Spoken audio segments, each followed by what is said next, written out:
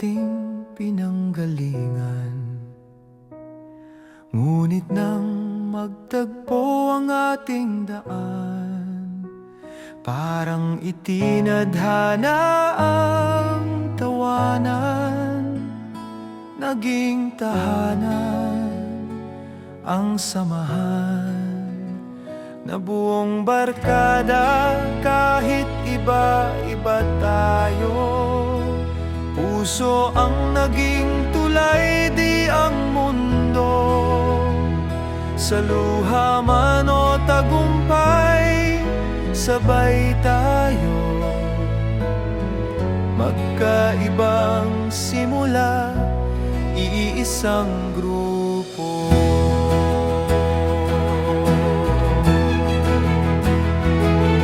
Kahit saan man tayo mapadpad,